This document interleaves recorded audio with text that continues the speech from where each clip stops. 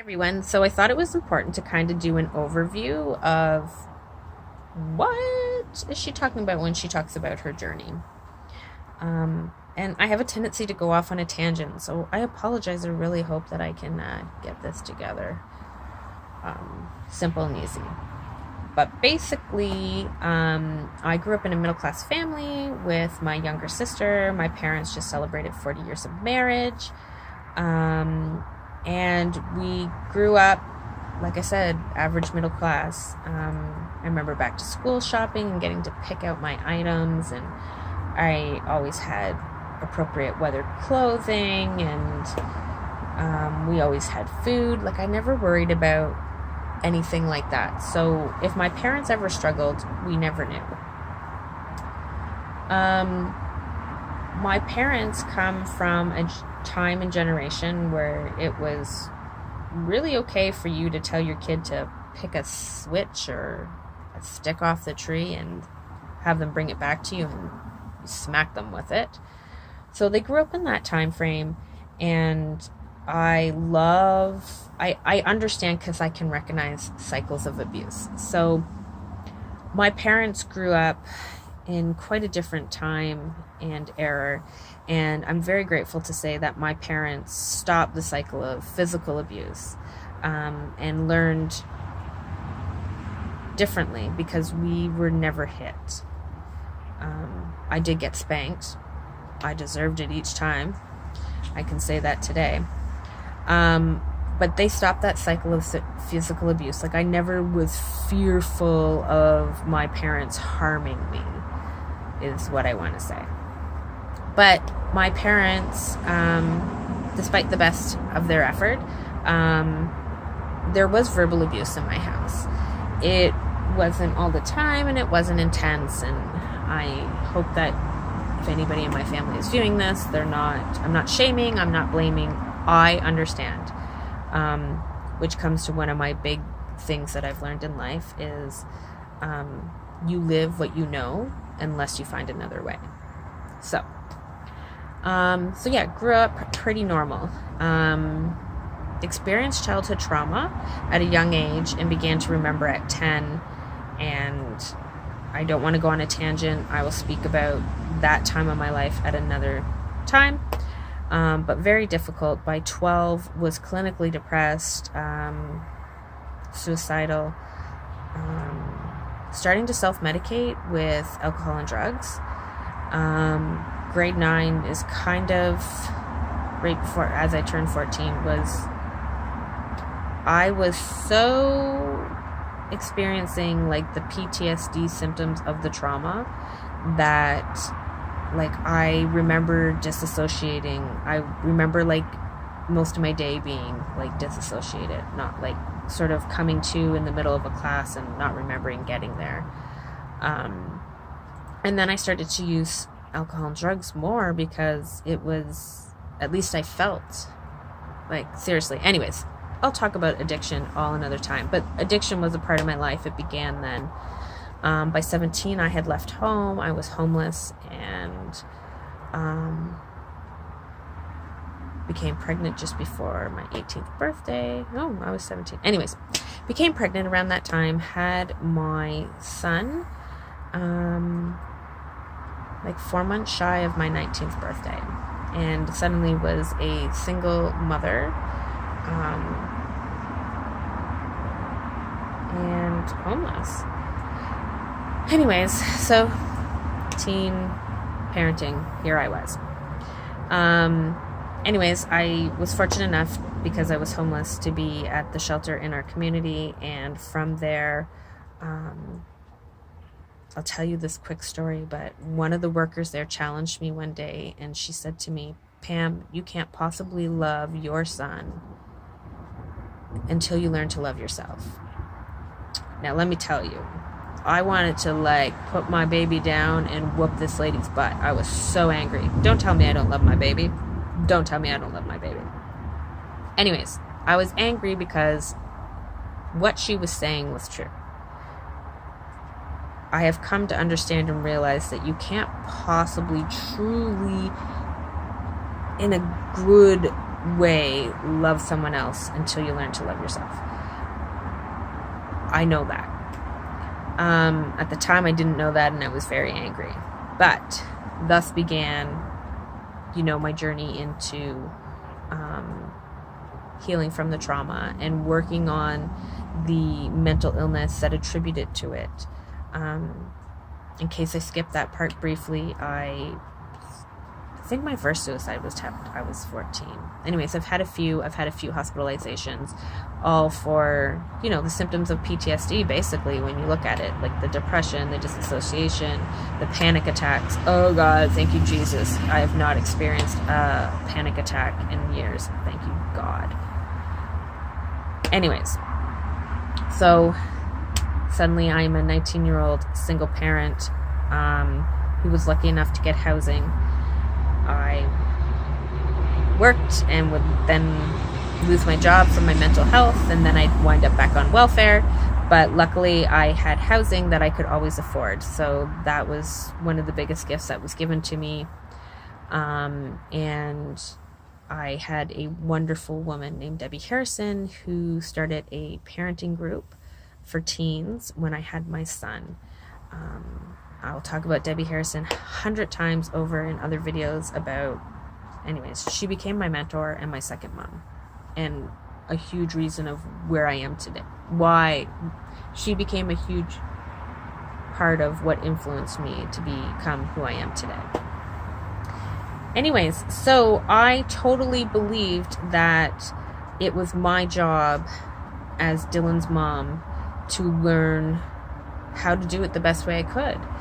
I treated it like it was a job, and I was going to learn everything about it. And I was fortunate enough that Debbie had created this safe place in order for myself and some other teen parents in my community, I think I was one of 5 at the time, to do this at. And I truly believe that if you don't, like I've already said, you will live what you know unless you learn a different way. And when Dylan was about 2.5, I recognized that part of my recovery journey, healing journey, was to learn to stop the cycle of verbal abuse. And I could tell you I did a pretty good job. He didn't get out unscathed, but I recognized it was an issue, and I learned a different way. So that's what life's all about. So yeah, on and off welfare over the time, and then decided I needed to get clean because I couldn't live my life having to be reliant on alcohol and drugs. Because I knew it was time. So anyways, I went through that journey. And during that time, I started really seeking an understanding about the universe or God, or I've never met a survivor who doesn't question why did this happen to me? And I was so angry. I was so angry, and I was tired of being angry. And I didn't want to be angry anymore. I just couldn't do it anymore. And I was lucky because I, got some help, and I decided to work on this part. And part of it was going on a discovery and a journey about how the universe works, or God of my understanding, or what have you. I needed to have some peace around the why in order to start some more of the healing of the actual abuse. So the secret was this big craze, and I was totally not into it because I don't do big crazes. But Sylvia Brown, I loved her from seeing her on Montel, and I started reading her books. So I'm not going to get into a big story about that, but between her books and eventually picking up a couple years later some of the concept of The Secret is really the law of attraction and how like attracts like, and about gratitude. So I, around this time of my life, picked up these concepts and made some peace with my understanding of the universe or God. And I started practicing gratitude. And I wondered if maybe, just maybe, this law of attraction thing was right.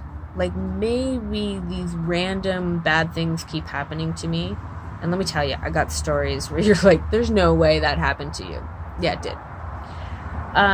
But was I creating that because I was always seeking the next bad thing to happen? And so anyways, long story short, I had nothing to lose, and I decided to try some of the concepts that I had learned through gratitude. Really, it was really gratitude that started it, because it's hard to be feeling down when you're looking for things to be grateful for, and that's really true. So anyways, I figure I have nothing to lose, I'll try this. And some of the suggestions were, get up every morning, and as you take each step, be grateful. Be grateful that you're walking, be grateful that you woke up today, be grateful you have a job to go to, even if you don't like it. Write down your dreams, like really, really think about it and write it down as detailed as possible. And then believe that it's possible, like believe that it will come true, and be grateful for it as if it has already happened. And those were really the concepts that I started focusing on. And my life dramatically changed. And I'll get further details into other videos, but this is supposed to be an overview, and it's turning into 11 and a half minutes at this point. So anyways, life starts to change. I applied to post-secondary education. I was accepted. I willed the money to come to go. And let me tell you, when I applied for school, I had an outstanding student loan, so I wasn't eligible for OSAP, and I couldn't get a loan anywhere. Like, my credit was destroyed.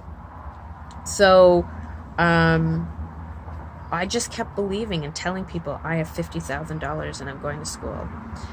And then things happened in the universe, which I'll get to in another video. But anyways, things happened, and suddenly it was true.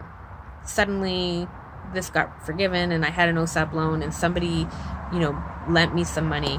And at the end of the day, when you sit back and look at it like 2 years later, you're like, holy crap, it actually equaled out to $50,000. So anyways, I started to believe and work these practices in my life, and I went back to school, and I got my social service worker diploma. I got hired before I finished at the agency that I wanted to do my placement at, and got my placement at, and then got hired full-time there. And I was fortunate enough to spend the next 5 years working with adults with moderate to severe mental health. And it was so rewarding. And since then, I've made some different changes in my life. But I have this faith today that I know that things are going to work out the way they're supposed to. And that if I try and I believe and I stay focused, that things will happen. And I have a belief today that the universe will provide for my needs. And when I look back over my life, there was never a time that I really seriously was down and out and went without. And something always came up. There was always some kind of meal. I may not have had a place to stay, but I got a meal. Do you know what I mean? Like, my needs have always been taken care of. Do I still struggle with anxiety? Do I still struggle with depression? Absolutely I do, but I have tools today that I use, and I want to share these with you. I want to inspire you to make changes in your life. I want to inspire you to take chances. I want to inspire you to wake up and feel and be passionate and dream. These are what my videos are going to be about.